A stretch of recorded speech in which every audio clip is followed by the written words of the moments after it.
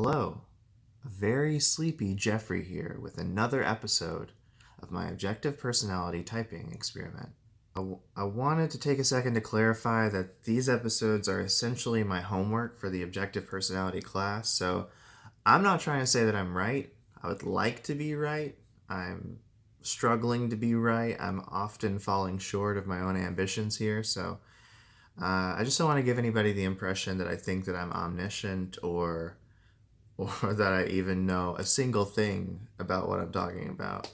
Anyway, let's try to type Arianna Huffington, co-founder of the Huffington Post. It's also important to keep in mind here that people on the internet seem to think that she's an ENFP, so this is just something that I might return to, especially at the end, to see how these automatic assumptions might compare to my final results.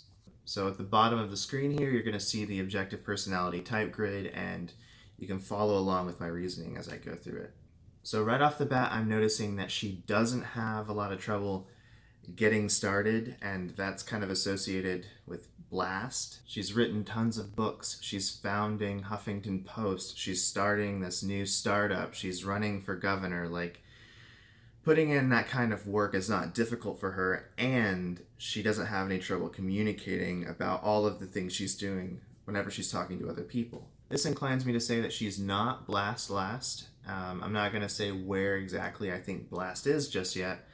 I'm just trying to be very, very cautious about how I approach this. Next up, I do think it's safe to say that she has blast over sleep. She calls herself a certifiable type A workaholic personality, and she's had issues with burnout before where she's just always on the go and never taking that time to pause, pump the brakes, and just reflect. I also detected that she's not missing consume. She makes time at the end of the day to crawl into a warm bath and read a book on history or philosophy. And so what jumps out about that is that she definitely consumes after she does her blasting. For me, consuming is its own reward. I jump out of bed in the morning and I want to take in things immediately, and I don't feel safe blasting until I've done that. What's tricky here is that if she is blasting before she's consuming, then based on all of the options we have left, she can't be a standard Myers-Briggs ENFP. So I'm going to slow down a little bit and ask myself, well, do I see any evidence for tribe above self in other places? And the answer is yes. I mean, she is putting information out there for the sake of other people. She's always engaged in these very public projects, and she'll sometimes say things that are self-oriented, like you have to put on your own oxygen mask before you can help other people. But it's very clear based on the entire trajectory of her life that this is a perspective she's learned.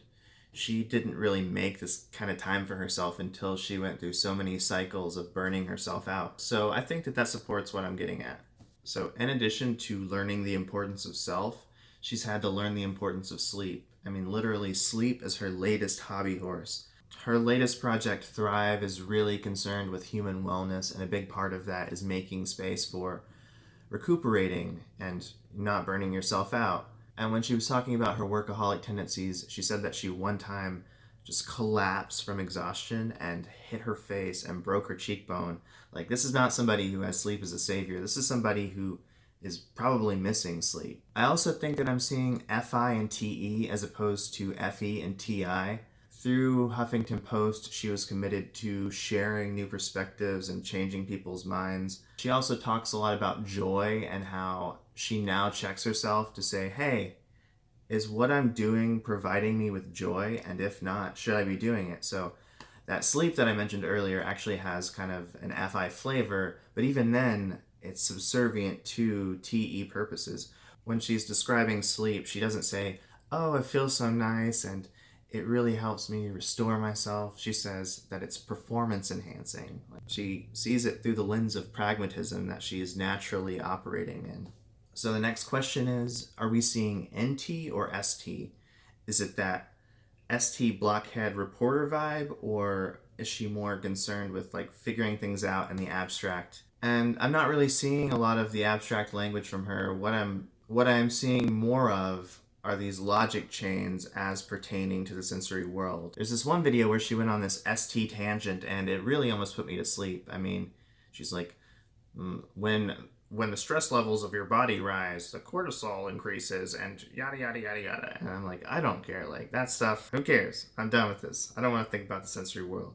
Next up, I'm asking myself if she's gathering or controlling, and she seems kind of balanced. Like it's really hard for me to tell right off the bat, but I'm inclined to say because of the type A personality thing that she is more controlling, and I think that this is verified by some of her fears. Like she once said that whenever her daughters are not with her, she is flooded by all of these intuitive possibilities about what could be happening to them. So, because she's no longer controlling the sensory of that situation, she's thinking, well, what if they're both kidnapped, or what if they get in a car crash and I can't protect them? And also, that seems to have an NE flavor as opposed to an SE flavor. So, I think it's safe to say that we are seeing Savior SI. Because I thought that she was pretty balanced between gathering and organizing, sensory and intuition, I'm inclined to say that she's more of a tribe person.